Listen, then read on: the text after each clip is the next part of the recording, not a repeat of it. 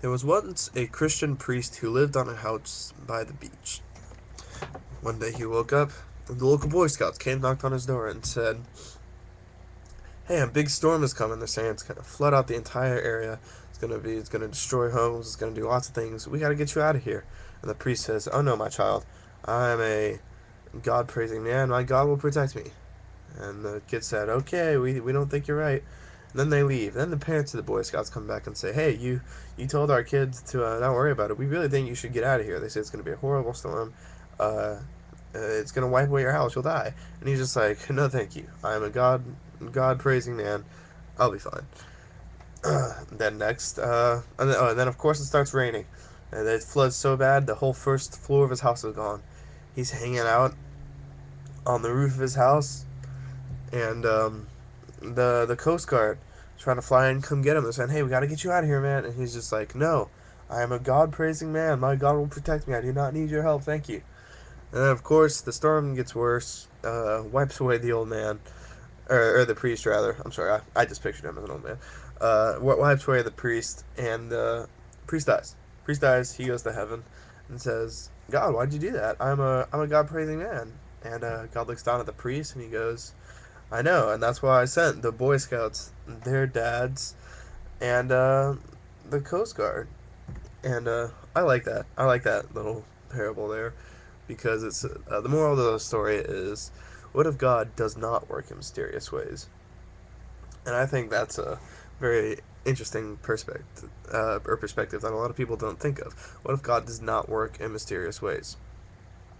And I thought that little story is very relevant to what I'm going to kind of spin into here about the subject of prayer.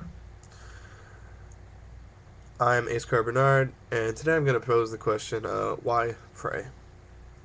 I literally just woke up 30 minutes ago. Haven't even put my shirt on yet, isn't he? That's all I got. That's all I got right now. I'm working on it.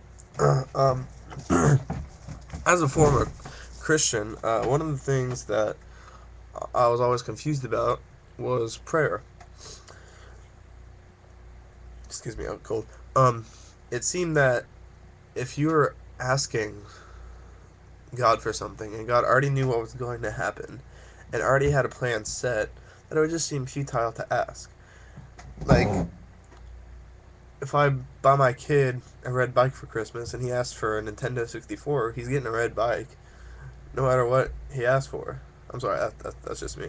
Uh, Again, granted, people might leave comments just be like, "Well, if you loved your kid, you'd also get him the N64." And granted, I probably would, but that's not the point. I was just trying to use a metaphor to show that it's a Christian doctrine that God has a plan. Everything's already set in stone. He can see the future. And if that's so, why pray? Why ask for something to change? When I was Christian, I went to help from some of my Christian friends, and what they had told me was that, excuse me, what they had told me was that uh, when you pray, you don't necessarily get what you're asking for, but you ask for the strength to get through whatever you're asking for. Like if I have someone who's in the hospital with cancer, and I'm like, "God, please make them better with cancer." They're not going to get better, but what's going to happen is that God will give me the strength to get better from whatever the outcome is of that. And that's understandable. But again, that means that a loving God would not give that to somebody unless they pray. And like I just picture God looking down at me, weeping away at my friend who died, and he's just like, "If you would have prayed, I would have helped you out." And that just doesn't seem like something a loving God would do. It seems like a loving God would give everybody the strength by default. Why make them ask for it? Why make them plead for it? It it just seems like a very petty method to make somebody pray like that. And to kind of close this off, this kind of tail ends with the beginning part about the story. But there's two types of prayer. There's responsible prayer and there's irresponsible prayer. Um, let's see. Irresponsible prayer is like, let's say you are homeless and you pray, "Help me get a house." That's irresponsible prayer.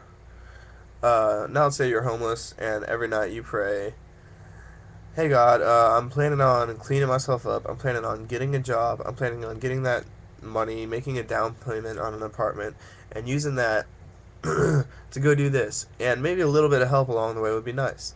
That's good. Responsible prayer should always involve you still seeking out solutions, brainstorming things you can do, and then asking for a little bit of help.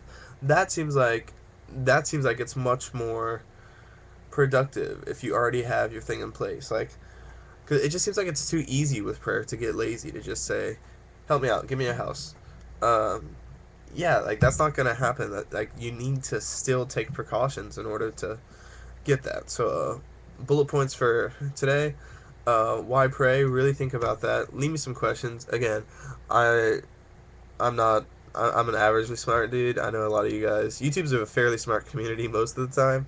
So if one of you guys want to try to explain it to me, by all means do. Leave video response, leave a comment, or just write "you suck." It's all cool. Um, so bullet points. Maybe God does not work in mysterious ways. The difference between responsible and irresponsible prayer, and really why pray. Thank you guys. Have a good day. I'm gonna try to get to class. Talk to you later.